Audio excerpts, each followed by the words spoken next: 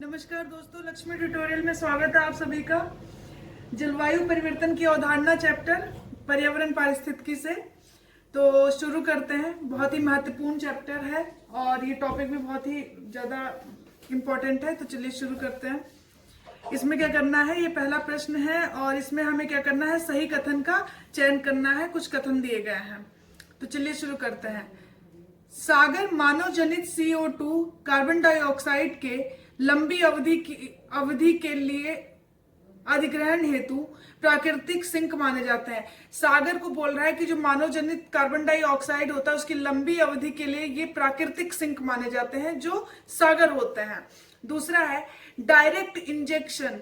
Direct injection, इसमें तरलीकृत CO2 को 1000 metre नीचे गहरे समुद्र में पंप किया जाता है। यहाँ CO2 समुद्र जल की अपेक्षा अधिक सघन होता है और यह संभव होता है कि CO2 द्रव या हिमहाइड्रेट्स के रूप में जमा हो जाए। ये कह रहा है एक विधि है डायरेक्ट इंजेक्शन। इसमें क्या करते हैं, जो तरलीकृत कार्बन डाइऑक्साइड होता है, CO2 होता है, उसे क्या करते हैं कि कम से कम 1000 मीटर जो है क्या करा जाता है, इसे नीचे 1000 मीटर नीचे गहरे समुद्र में इसे पंप कर देते हैं। और इसे पंप करने के बाद क्या होता है, वहां पर जब ये CO2 जाता है तो जो समुद्री जल होता है उसकी अपेक्षा ये ज्यादा सघन होता है और इसी वजह से ये पूरा ये संभव होता है कि CO2 जो होगा वो CO2 द्रव या फिर हिमहाइड्रेट्स के रूप में जमा हो जाए। ये चांसेस होते हैं उसके वहां पे। तो ये पहला कथन देख लिया। दूसरा देख लिया हमने, और ये डायरेक्ट इंजेक्शन एक विधि है जो CO2 को पंप किया जाता है और ये गहरे समुद्र में जाकर पंप किया जाता है इसका, और वहां पर ये समुद्री जल की अपेक्षा अधिक सघन होता है और वहां पे ये जम भी सकता है हिमहाइड्रेट के रूप में, ये भी संभव होता है। तो तीसरा कथन है CO2 निषेचन द्वारा। ये भी एक और विधि है, ये दूसरी विधि है। पहली विधि थी डायरेक्ट इंजेक्शन, दूसरी है CO2 निषेचन। इसमें क्या किया जाता है देखते हैं। यह कार्बन अधिग्रहण का दूसरा प्रमुख तरीका है। इस समुद्र सतह के नजदीक कार्बन को फाइटोप्लैंक्टन्स द्वारा स्थिर किया जाता है, जो समुद्र जीवों द्वारा खा लिया जाता है तथा कुछ जीव मृत होने के पश्चात अवशिष्ट के रूप में नीचे चले जाते हैं। जीवाणु इन्हें खाकर CO2 का उत्पादन करते हैं, जो कि जल में घुल जाता है, बाकी समुद्र सतह पर समाप्त हो जाता है।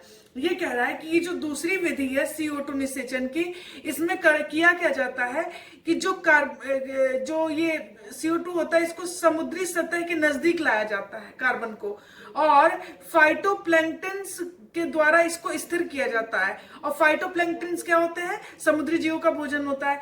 तो ये क्या होता है कि जो समुद्री जीव होते हैं इन्हें खा लेते हैं, और जब इन्हें खा लेंगे वो, तो कुछ जीव मरने के बाद अवशिष्ट के रूप में नीचे चले जाते हैं, और जब वो नीचे जाते हैं तो वहां पे जो जीवाणु होंगे वो उन्हें खा लेंगे, और उन्हें खाने के बाद जो CO2 का उत्पादन होगा उसको या तो जल में, सबसे ज्यादा जल में घुलने होता है, तो ये जो है क्या होता है कि जल में घुल जाता है और बाकी क्या होता है, समुद्री सतह पर समाप्त हो जाता है। तो ये दूसरी विधि द्वारा यही करते हैं। पहली विधि में गहरे समुद्र में ले जाया जाता है और दूसरी विधि में कार्बन डाइऑक्साइड निषेचन में क्या करते हैं, समुद्री सतह पर लाया जाता है और फाइटोप्लैंक्टन्स के द्वारा इसे स्थिर करके अन्य जीवों द्वारा ये खाए जाते हैं, और ये नीचे जाकर जो जीवाणु होते हैं वो खा लेते हैं, और जब वो CO2 का उत्पादन करते हैं तो क्या होता है, जल में घुल जाता है और कुछ बाकी सतह पर आकर समाप्त हो जाता है। तो ये तीसरा था। चौथा कथन है सागर में कुछ स्थान ऐसे हैं जो नाइट्रोजन और फास्फोरस से संपन्न है, परंतु आयरन की कमी के कारण वहां फाइटोप्लैंक्टन्स की कमी होती है, क्योंकि फाइटोप्लैंक्टन्स आयरन को पसंद करते हैं। कार्बन के साथ थोड़ी मात्रा में आयरन को मिलाने से फाइटोप्लैंक्टन्स इसे उपयोग कर स्वयं की वृद्धि करते हैं। ये चौथे कथन में कह रहा है कि सागर के कुछ ऐसे एरिया हैं, ऐसे क्षेत्र हैं जो नाइट्रोजन और फास्फोरस से तो संपन्न है, लेकिन वहां पे आयरन की कमी है और इसी वजह से फाइटोप्लैंक्टन्स वहां पे नहीं पाए जाते, उनकी कमी होती है। तो इसीलिए फाइटोप्लैंक्टन्स को मतलब वहां पे बढ़ाने के लिए क्या करता है कि वहां पे कार्बन के साथ थोड़ी मात्रा में ये लोग आयरन को मिला देते हैं, और आयरन को जब मिलाया जाता है तो जो ये फाइटोप्लैंक्टन्स है उसका उपयोग करते हैं और उसका उपयोग करके ही स्वयं की वृद्धि करते हैं। तो ये सभी कथन थे और सभी कथन बिल्कुल सही है। हमने पहला बताया था कि सागर जो है क्या है, CO2 की लंबी अवधि के अधिग्रहण के लिए ये प्राकृतिक सिंक है। डायरेक्ट इंजेक्शन में क्या था, इसे जो है CO2 तरलीकृत CO2 को पंप किया जाता समुद्र के नीचे, और वहां और जो ये कार्बन डाइऑक्साइड निषेचन था, इसमें क्या करते, समुद्री सतह के नजदीक CO2 को फाइटोप्लैंक्टन द्वारा स्थिर किया जाता है।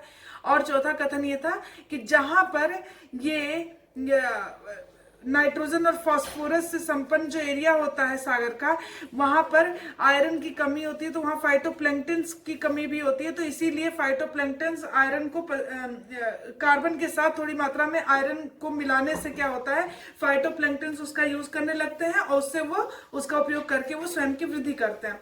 ये सभी कथन थे और सभी कथन बिल्कुल सही है। अगला प्रश्न देखते हैं क्या है। भूगर्भिक अधिग्रहण के अंतर्गत शामिल है। भूगर्भिक अधिग्रहण के अंतर्गत कौन से शामिल है हमें देखना है।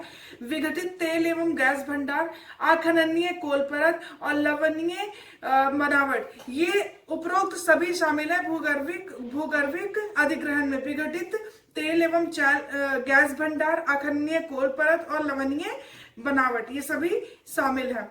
अगला है निम्नलिखित में से असत्य कथन का चयन करें। स्थलीय अधिग्रहण, हमें बताना है कि स्थलीय अधिग्रहण जानते हैं क्या होता है। स्थलीय अधिग्रहण, स्थलीय अधिग्रहण के अंतर्गत पौधों के द्वारा वातावरणीय CO2 का अधिग्रहण किया जाता है और ये CO2 पौधों की जड़, तना और मिट्टी में संग्रहित होता रहता है। स्थलीय अधिग्रहण में किया क्या जाता है कि जो पौधे होते हैं उनके द्वारा जो वातावरणीय कार्बन डाइऑक्साइड होता है उसको अधिग्रहित किया जाता है, और वो अधिग्रहण करने के बाद जो पौधे होते हैं उनकी जड़, तने या फिर मिट्टी में वो स्टोर होता रहता है। तो ये था स्थलीय अधिग्रहण। दूसरा कथन है स्थलीय कार्बन सिंक तीसरा सबसे बड़ा सिंक और वायुमंडल की वर्तमान क्षमता की अपेक्षा ये 4 गुना ज्यादा कार्बन का संग्रहण करता है। तो ये दोनों ही कथन बिल्कुल सही है। हमें इसमें से इनकरेक्ट का देखना था, तो इसमें से कोई भी गलत नहीं है, कोई भी असत्य नहीं है, तो ना तो पहला ना ही दूसरा। तो हमने जान लिया स्थलीय अधिग्रहण क्या होता है, कैसे इसमें कार्य किया जाता है। तो अगले प्रश्न पे अब हम चलते हैं।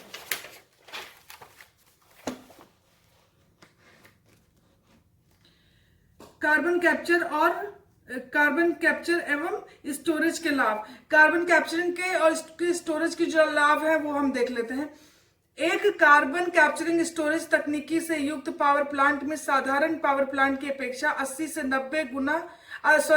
90% तक CO2 उत्सर्जन में कमी आ सकती है। सबसे पहला तो यही इसका बेनिफिट है कि एक जो कार्बन कैप्चरिंग स्टोरेज तकनीकी से युक्त पावर प्लांट होगा और जो एक सिंपल पावर प्लांट होगा उसकी अपेक्षा जो ये CCS तकनीकी से युक्त जो होगा, कार्बन कैप्चरिंग स्टोरेज तकनीकी से युक्त जो पावर प्लांट होगा, वो सिंपल जो होगा, साधारण पावर प्लांट होगा, उसकी अपेक्षा ये क्या करेगा, 80 से 90% तक CO2 उत्सर्जन में कमी ला सकता है।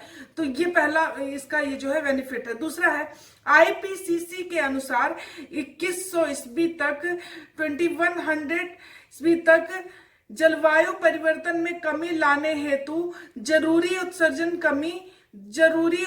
कमी में CCS कार्बन कैप्चरिंग स्टोरेज आधे से भी ज्यादा योगदान दे सकता है। ये IPCC के अनुसार जो अनुमान है 2100 ईस्वी तक जलवायु परिवर्तन क्लाइमेट चेंज में कमी लाने के लिए ये जो है आधे से ज्यादा योगदान दे सकता है। ये दूसरा बेनिफिट है। तीसरा है US से UK, ऑस्ट्रेलिया, फ्रांस, जर्मनी आदि देश इस प्रौद्योगिकी का उपयोग कर रहे हैं। चौथा है फ्लू गैसों से CO2 को मुक्त कराने के लिए प्रयोग में लाए गए विलायक द्वारा कुछ नाइट्रोजन ऑक्साइड और सल्फर ऑक्साइड के कण भी मुक्त होते रहे। ये सभी कथन है और ये सभी इसके बेनिफिट है कार्बन कैप्चर और स्टोरेज के, ये हमने जान लिया। अगले प्रश्न पे आते हैं और ये सभी कथन बिल्कुल सही थे। अब हमने इसके लाभ तो देख लिया, अब हमें देखना है कि इससे हार्म क्या होता है, कार्बन कैप्चर और स्टोरेज से क्या हानि होती है। तो पहला कथन है अम्लीय गैस प्रदूषकों के उत्सर्जन में वृद्धि होगी। अम्लीय गैस प्रदूषक जो होंगे उनके उत्सर्जन में वृद्धि हो जाएगी। दूसरा है CO2 को दबाने से अत्यधिक ऊर्जा की आवश्यकता, जब इसे कंप्रेस करते हैं कार्बन डाइऑक्साइड को तो उसके लिए बहुत ज्यादा ऊर्जा की जरूरत होती है, बहुत ज्यादा एनर्जी चाहिए होती है, तो उसमें उसकी आवश्यकता। और तीसरा है भूमि और समुद्र में डाले गए CO2 के रिसाव का भय। जो भूमि और समुद्र में CO2 डाला जाता है तो वो उसके रिसाव का भी भय रहता है। क्यों? क्योंकि इसके रिसाव से क्या होगा, जब ये वाटर टेबल में मिल जाएगा तो इससे क्या होगा, मानव और जंतु का जो है दम घुटने का भी खतरा रहता है। तो यही ये कह रहा है अगले उसमें कथन में कि CO2 के रिसाव और उसके वाटर टेबल में मिलने से मानव और जंतुओं का दम घुटने का भी चिंता जताया जा रहा है, और ये सभी इसके हानि है और सभी बिल्कुल सही है। अगले प्रश्न पे आते हैं। निम्नलिखित में से सत्य कथन का चयन करें। भारत में CCS से जुड़ी कार्बन कैप्चरिंग स्टोरेज से जुड़ी गतिविधियां विज्ञान एवं प्रौद्योगिकी विभाग के अंतर्गत आती हैं। यह विभाग विज्ञान एवं प्रौद्योगिकी मंत्रालय के अंतर्गत कार्य करता है। भारत में जो CCS से जुड़ी गतिविधियां होती हैं वो विज्ञान और प्रौद्योगिकी के विभाग के अंतर्गत आती हैं, और ये विभाग किसके अंतर्गत कार्य करता है? विज्ञान एवं प्रौद्योगिकी मंत्रालय के अंतर्गत। और ये जो मंत्रालय है विज्ञान एवं प्रौद्योगिकी मंत्रालय द्वारा कार्बन अधिग्रहण अनुसंधान पर राष्ट्रीय कार्यक्रम वर्ष 2007 से शुरू किया गया। राष्ट्रीय कार्यक्रम जो शुरू किया गया इसके अंतर्गत राष्ट्रीय कार्यक्रम वो वर्ष 2007 से शुरू किया गया। इस कार्यक्रम के अंतर्गत देखते हैं क्या क्या है। सूक्ष्म शैवाल जैव स्थिरीकरण द्वारा CO2 का अधिग्रहण, नीति विकास अध्ययन, कार्बन कैप्चर प्रक्रिया का विकास, स्थलीय एग्रो फॉरेस्ट्री अधिग्रहण तंत्र मॉडल आदि शामिल है। तो ये इस कार्यक्रम के अंतर्गत शामिल है, जो कि 2007 से शुरू किया गया था। एक बार फिर से मैं रिपीट कर देती हूँ। पर्यावरण पारिस्थितिकी मंत्रालय द्वारा कार्बन अधिग्रहण अनुसंधान पर राष्ट्रीय कार्यक्रम वर्ष 2007 में शुरू किया गया, और इस कार्यक्रम के अंतर्गत सूक्ष्म शैवाल जैव स्थिरीकरण द्वारा CO2 का अधिग्रहण, नीति विकास अध्ययन, कार्बन कैप्चर प्रक्रिया का विकास और स्थलीय एग्रो फॉरेस्ट्री अधिग्रहण तंत्र मॉडल आदि शामिल है। और ये दोनों कथन थे, दोनों ही कथन बिल्कुल सही हैं कि भारत में CCS से जुड़ी जो गतिविधियां होती हैं विज्ञान एवं प्रौद्योगिकी विभाग के अंतर्गत आती है, साइंस एंड टेक विभाग के अंतर्गत आती हैं। यह विभाग किसके अंतर्गत काम करता है? यह विभाग काम करता है विज्ञान एवं प्रौद्योगिकी मंत्रालय के अंतर्गत। तो इसके द्वारा जो कार्यक्रम शुरू किया गया 2007 से, वो मैंने बता दिया कि सूक्ष्म शैवाल जैव स्थिरीकरण द्वारा वो कैसे CO2 का अधिग्रहण करते हैं, कैसे उसकी प्रक्रिया नीतियों में विकास का अध्ययन किया जाता है, कैसे उसकी प्रक्रिया में विकास किया जा रहा है। तो ये सब बता दिया। चलिए अगला प्रश्न देखते हैं हम। भारत में CCS कार्बन कैप्चरिंग स्टोरेज प्रौद्योगिकी से जुड़ी निजी कंपनियां हैं। देखिए इसमें ना निजी और जो सार्वजनिक यानी प्राइवेट और पब्लिक दोनों कंपनियां जुड़ी हुई हैं। तो हमें इसमें बताना है कि भारत में जो CCS प्रौद्योगिकी से जुड़ी निजी कंपनियां उनको बताना है। तो ये कुछ कंपनियों के नाम दिए गए, देखते हैं। ONGC लिमिटेड, नाल्को, NTPC, भेल, IGCC, टाटा पावर और रिलायंस पावर। तो इसमें से हमें बताना है कौन सी है। तो टाटा पावर और रिलायंस पावर ये दोनों जो है प्राइवेट कंपनियां हैं, और ये दोनों ही होगा, यानी कि कौन सा, पांचवा और छठा, ये इसका सही उत्तर है। तो आइए, और बाकी जो है ONGC, नाल्को, NTPC, भेल, IGCC, ये जो है क्या है, ये जो है सार्वजनिक कंपनियां हैं। अगले प्रश्न पे आते हैं। ये कथन दिए गए हैं, हमें बताना है कौन से कथन सही है। तो पहला कथन है भेल, यानी जो हम अभी बताया था मैंने कि भेल जो है क्या है, एक सार्वजनिक कंपनी। तो भेल IGCC क्या है, integrated gasification combined cycle, integrated gasification combined cycle. तो इस प्रौद्योगिकी के विकास से जुड़ा है। तो भेल क्या है, IGCC प्रौद्योगिकी के विकास से जुड़ा है। दूसरा कथन है IGCC ऐसी तकनीक है, IGCC ऐसी तकनीक है जो उच्च दाब गैसीफायर, हाई प्रेशर गैसीफायर का प्रयोग कर कोयले या अन्य जीवाश्म ईंधनों को सिंथेटिक गैस में बदल देती है। IGCC जो टेक्निक है इसमें क्या करते हैं कि हाई प्रेशर गैसीफायर का प्रयोग किया जाता है, और इसका प्रयोग करके क्या करते हैं, जो कोल होता है और जो और भी अन्य जीवाश्म ईंधन होते हैं उनको जो है सिन गैस में कन्वर्ट कर दिया जाता है। तो ये यही कह रहा है। और यह कोल प्लांट्स में दहन से पहले CO2 कैप्चर का रास्ता बताती है। और जो कोल प्लांट्स होता है उसका जब दहन होता है उससे पहले ही ये तकनीकी जो है क्या बताती है, कार्बन डाइऑक्साइड कैप्चर का रास्ता बताती है और इसे जमीन में नीचे स्टोर कर देती है, इसे जमीन के नीचे संग्रहित कर देती है। तो ये IGCC के बारे में था। तीसरा कथन है, वर्तमान में IGCC integrated gasification combined cycle के द्वारा कार्बन कैप्चर की दर करीब 85% है। अभी करंट में क्या है कि ये जो IGCC है इसके द्वारा जो कार्बन कैप्चर की दर है वो कितनी है, 85% है। अगला कथन है, ग्रीन कार्बन और ब्लू कार्बन कार्बन सिंक की भूमिका निभाते हैं और दोनों ग्रीन हाउस गैस के अधिग्रहण का कार्य करते हैं। तो ये दोनों भी कार्बन सिंक की भूमिका निभाते हैं और दोनों जो है गृह हरित गैस का अधिग्रहण का कार्य करते हैं और ये सभी कथन बिल्कुल सही हैं। चलिए अगले प्रश्न पे आते हैं।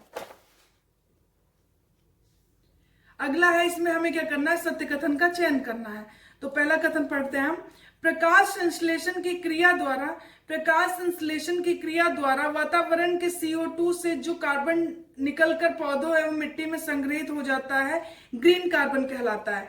जो प्रकाश संश्लेषण की क्रिया होती है तो उसके द्वारा जो वातावरण में, एनवायरनमेंट में जो ये CO2 होता है उससे जो कार्बन निकलकर पौधे और मिट्टी में संग्रहित हो जाता है, उससे जो CO2 से कार्बन निकलकर पौधे और मिट्टी में संग्रहित हो जाता है उसे ही ग्रीन कार्बन कहते हैं। कहाँ पर संग्रहित होता है तब इसे ग्रीन कार्बन कहते हैं, पौधे और मिट्टी में। दूसरा कथन है, वायुमंडलीय कार्बन जब तटीय एवं समुद्री पारितंत्रों के मैंग्रोव वन, समुद्री घास बेडों और अंतर्ज्वारीय लवण दलदलों में जमा हो जाते हैं तब ये ब्लू कार्बन कहलाते हैं। ब्लू कार्बन किसे कहते हैं, जब ये वायुमंडलीय कार्बन जो होते हैं वो तटीय या समुद्री पारितंत्रों के जो मैंग्रोव होते हैं, समुद्री घास होते हैं, अंतर्ज्वारीय लवण दलदल होते हैं, वहां पर जब जमा होते हैं तो ये ब्लू कार्बन कहलाते हैं। और ये जटिल कार्बन भंडार को एकत्र करते हैं और ये जो जटिल कार्बन के वो भंडार होते हैं, स्टोरेज होते हैं, उनको एकत्र करते हैं और वातावरणीय कार्बन डाइऑक्साइड को प्राथमिक उत्पादक के द्वारा अधिग्रहित कर फिर इन्हें अवसादों में जमा कर देते हैं। तो ये इनका कार्य होता है। जो ये ब्लू कार्बन होते हैं ये क्या करते हैं कि जो जटिल कार्बन भंडार होता है उसको पहले ये एकत्र करते हैं, उसके बाद जो वातावरणीय जो एनवायरनमेंट में हमारे कार्बन डाइऑक्साइड होता है उसको प्राथमिक उत्पादक के द्वारा क्या करते हैं, अधिग्रहित करेंगे और फिर उसे क्या करते हैं, अवसादों में जमा करते रहते हैं। और ये दोनों ही कथन बिल्कुल सही हैं। पहला ग्रीन कार्बन हमने देख लिया, दूसरा ब्लू कार्बन क्या होता है, और दोनों ही जो है ये भी कार्बन सिंक माने जाते हैं। अगला प्रश्न है, यूएनईपी की 2009 में जारी रिपोर्ट के संदर्भ में सत्य कथन बताइए। यूएनईपी की 2009 में रिपोर्ट आई थी और उसके संदर्भ में हमें बताना है कौन सा कथन सही है। लगभग, पहला कथन है, लगभग 55% 55% कार्बन को, जो वातावरणीय कार्बन है, कहने का मतलब यह है कि लगभग 55% कार्बन, वातावरणीय कार्बन को समुद्र के द्वारा ग्रहण कर लिया जाता है। ये कह रहा है कि लगभग जो 55% कार्बन है, वातावरणीय कार्बन है, वो समुद्र के द्वारा ग्रहण कर लिया जाता है।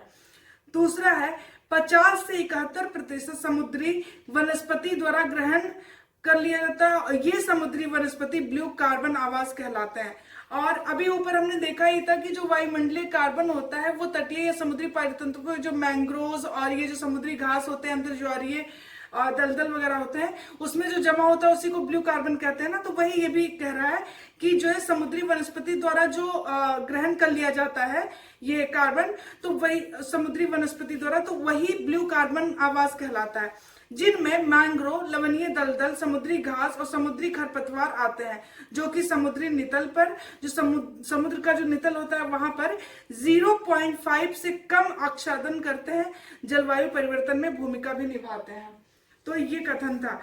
अगला कथन है, यूएनईपी रिपोर्ट के पश्चात IUCN, वर्ल्ड बैंक जैसे संस्थानों की भी इससे संबंध रिपोर्ट आई। उसके बाद यूएनईपी की पहल से ब्लू कार्बन पहल शुरू किया गया। तो ये सभी कथन थे और ये सभी कथन बिल्कुल सही हैं। अगले प्रश्न पे आते हैं।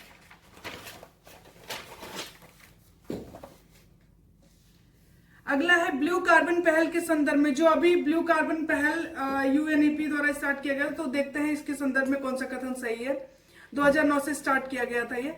तो ये कह रहा है कि IUCN और UNESCO, यूनेस्को के IOC के साथ कंजर्वेशन इंटरनेशनल अंतरराष्ट्रीय नीला कार्बन पहल को नेतृत्व प्रदान कर रहा है। जो IUCN और यूनेस्को के IOC के साथ ये जो CI है, ये क्या कर रहा है, अंतरराष्ट्रीय CI मतलब कंजर्वेशन इंटरनेशनल, ये क्या कर रहा है, अंतरराष्ट्रीय नीला कार्बन पहल को नेतृत्व प्रदान कर रहा है इनके साथ।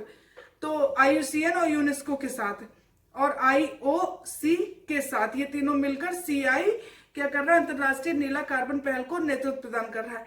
दूसरा कथन है अंतरराष्ट्रीय ब्लू कार्बन पहल वर्ष 2011 में शुरू हुई, और अभी ये क्या था कि ये जो है 2009 में जो रिपोर्ट आई थी उसके बाद ही इसे स्टार्ट किया गया था। तो यही कह रहा है कि अंतरराष्ट्रीय ब्लू कार्बन पहल 2011 में शुरू हुई और यह उद्देश्यों की प्राप्ति के लिए सरकारों, अनुसंधान संस्थानों और गैर सरकारी संगठनों को एक साथ लेती है। ये अपने जो इसके जो उद्देश्य है उसकी प्राप्ति के लिए क्या करती है, सरकार, अनुसंधान संस्थान और गैर सरकारी संगठनों को भी अपने साथ लेती है।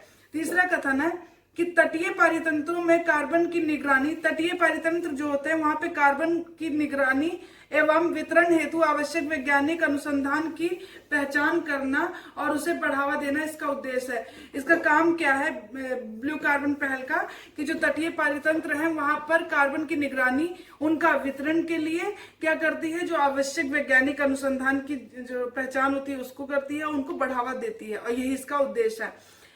अगला कथन है इसके द्वारा सुनिश्चित किया जाता है कि जलवायु परिवर्तन में कमी की नीतियों में तटीय पारितंत्रों को अंतरराष्ट्रीय, राष्ट्रीय और स्थानीय स्तर पर समन्वित किया जाए। ये यही सुनिश्चित किया जाता है इसके द्वारा कि जो ये क्लाइमेट चेंज में कमी के लिए क्या करेगा, जो ये पॉलिसीज बनाता है उसमें क्या कहता है कि जो तटीय पारितंत्र हैं और अंतरराष्ट्रीय, राष्ट्रीय और स्थानीय स्तर पर इनको समन्वित किया जाए, और ये सभी कथन बिल्कुल सही हैं। ये था ब्लू कार्बन पहल देख लिया हमने। अब अगला देखते हैं कथन दिए गया, हमें बताना कौन सा कथन सही है। पहला है तटीय पारितंत्रों के कार्बनिक संपन्न अवसादों में उच्च मात्रा में कार्बन पाया जाता है। जो तटीय पारितंत्र होते हैं वहां के कार्बनिक संपन्न अवसाद में उच्च मात्रा में कार्बन पाया जाता है, जो कि शीतोष्ण और उष्ण कटिबंधीय वनों से 5 गुना ज्यादा होता है। मतलब जो तटीय पारितंत्र है वहां पे जो कार्बन की मात्रा है वो जो उष्ण और शीतोष्ण कटिबंधीय वन होते हैं उनसे 5 गुना ज्यादा होता है। ये पहला कथन है। दूसरा है तटीय आवास कुल समुद्री क्षेत्र के 20% से कम क्षेत्र को घेरे हुए हैं, किंतु इनके कुल कार्बन अधिग्रहण में आधी भागीदारी है। बहुत बड़ी बात है कि जो समुद्री क्षेत्र है उससे ये जो तटीय आवास हैं ये जो है 20% से भी कम है, लेकिन इनकी जो कार्बन अधिग्रहण में भागीदारी है वो आधे से भी अधिक है, और ये दोनों ही कथन बिल्कुल सही हैं। अगला है, अच्छा इसके एक और जानिए कि तटीय पारितंत्र जो है वो अंटार्कटिका को छोड़कर पृथ्वी के सभी महाद्वीपों पर है, और इसे ब्लू कार्बन इकोसिस्टम भी कहते हैं। तटीय पारितंत्रों को क्या कहते हैं, ब्लू कार्बन इकोसिस्टम भी कहते हैं। आइए अगला प्रश्न देखते हैं। निम्नलिखित कथनों में से सत्य कथन का चयन करें। पहला कथन है कार्बन क्रेडिट एक व्यापार योग्य प्रमाण पत्र या आज्ञा है जो धारक को 1 टन कार्बन डाइऑक्साइड या कार्बन डाइऑक्साइड के वैश्विक तापन क्षमता के बराबर अन्य ग्रीन हाउस गैस के उत्सर्जन का अधिकार देता है। कार्बन क्रेडिट के बारे में ये कह रहा है कि ये एक व्यापार योग्य प्रमाण पत्र या आज्ञा होती है जिसमें क्या करता है, जो धारक होता है वो 1 टन कार्बन डाइऑक्साइड या फिर कार्बन डाइऑक्साइड का जो वैश्विक तापमान क्षमता के बराबर वो क्या करता है, गृह हरित गैसों के उत्सर्जन के लिए अधिकार देता है, कार्बन क्रेडिट। दूसरा कथन है एक संस्था जो उसके कार्यों हेतु प्रदत्त कार्बन उत्सर्जन से मानक स्तर से कम कार्बन उत्सर्जन के मानक स्तर से कम कार्बन या CO2 का उत्सर्जन करती है तो वह कार्बन क्रेडिट अर्जित करती है। एक जो कोई संस्था है तो उसका एक मानक तय किया जाता है कि हाँ इसका ये स्तर है कार्बन उत्सर्जन का। अगर उस मानक स्तर से भी वो कम उत्सर्जन करती है तो उससे जो है क्या किया जाता है, कार्बन क्रेडिट अर्जित करवाया जाता है। और कार्बन क्रेडिट निर्धारित उत्सर्जन सीमा से अधिक उत्सर्जन की अनुमति देता है। यही कार्बन क्रेडिट जो निर्धारित सीमा होती है उससे ज्यादा अगर करना है तो यही अनुमति भी देता है कार्बन क्रेडिट। तो ये दोनों कथन थे और ये दोनों ही कथन बिल्कुल सही हैं। आइए आखिरी प्रश्न देख लेते हैं एक बार। इसमें है स्वैच्छिक उत्सर्जन कटौती या सत्यापित उत्सर्जन कटौती के संदर्भ में निम्नलिखित कथनों पर विचार करें। स्वैच्छिक उत्सर्जन कटौती क्या होती है या सत्यापित, तो देखते हैं। वे राष्ट्र जो क्योटो प्रोटोकॉल के तहत उत्सर्जन कटौती के दायित्वों हेतु प्रतिबद्ध नहीं है वे स्वैच्छिक रूप से इस योजना में भाग ले सकते हैं। इसमें क्या है, अपनी इच्छा से, जो मतलब बाध्य नहीं है, ये बाध्यता नहीं है, इसमें अपनी इच्छा से। वे राज्य जो क्योटो प्रोटोकॉल के तहत उत्सर्जन कटौती के दायित्व हेतु प्रतिबद्ध नहीं है तो वे क्या करेंगे कि वे अपनी इच्छा से क्या करेंगे, ये जो योजना है स्वैच्छिक उत्सर्जन कटौती या सत्यापित उत्सर्जन कटौती, इस कटौती योजना में ये क्या करेंगे, भाग ले रहे हैं ये वो राष्ट्र। और दूसरा कथन है इस परियोजनाओं को इन परियोजनाओं को CDM रजिस्ट्रेशन या मेजबान देशों के अनुमोदन की भी आवश्यकता नहीं होती है। नामी या स्वैच्छिक तो इसको अनुमोदन वगैरह की आवश्यकता नहीं होती है। और ये दोनों ही कथन बिल्कुल सही हैं।